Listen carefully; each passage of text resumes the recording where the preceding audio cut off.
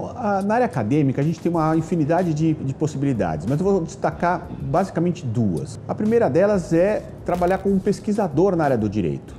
Isso se tem desenvolvido muito nos últimos tempos, então campos grandes de atuação em pesquisas aplicadas, em estudos aprofundados sobre as mais diversas áreas. E a outra área, que não é incompatível com a primeira, mas complementar, é a do também professor, da professora na área do direito, né? Então, elas caminham juntas, né? Todo professor é um pesquisador, nem todo pesquisador é um professor.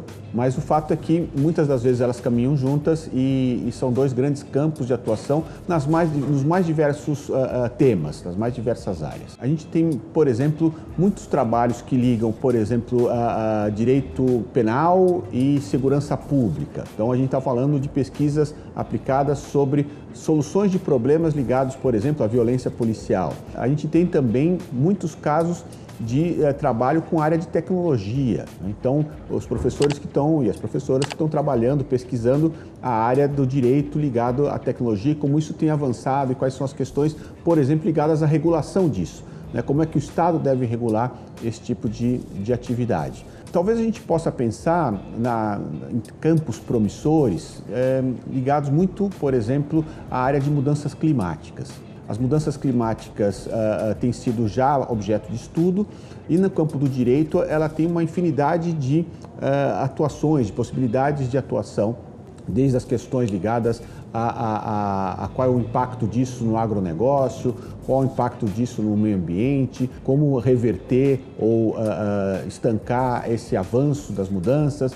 Em todas as questões são campos promissores para a área da pesquisa em direito e da área acadêmica em direito. Obviamente, como qualquer área, a área acadêmica é uma área muito demandante, né? Tem muitas exigências, que é aquele perfil de um profissional que tem uma interlocução internacional, que tenha participado ou que participa de redes internacionais de professores ou de universidades. Há também uma exigência muito forte de produção acadêmica no sentido de publicação de artigos que são resultados dessas pesquisas e que essas pesquisas possam ser disseminadas, possam chegar ao conhecimento do maior número de pessoas. Portanto, isso demanda muito trabalho, muita pesquisa e o dia a dia é bastante importante para conciliar isso também com as aulas, né? Professores são pesquisadores, ao mesmo tempo são professores que estão no dia a dia ensinando, estão no dia a dia ali em convivência com orientandos, com pessoas que estão fazendo seu mestrado, seu doutorado, a sua graduação. E essa é um pouco a visão que a gente pode dar de uma atuação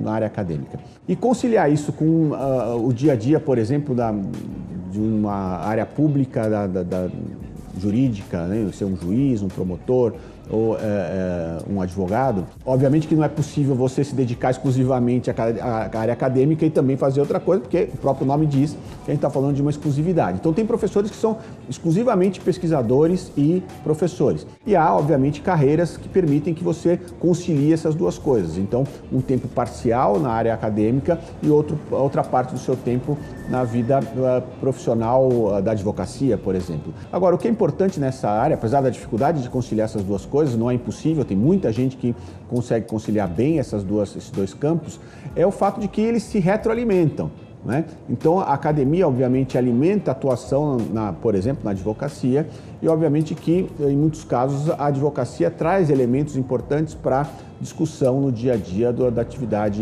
atividade acadêmica. As mudanças de rumo nessas profissões, nessas áreas de atuação, elas não são impossíveis, elas são viáveis, não é? Sempre uma mudança de carreira não é simples, não é?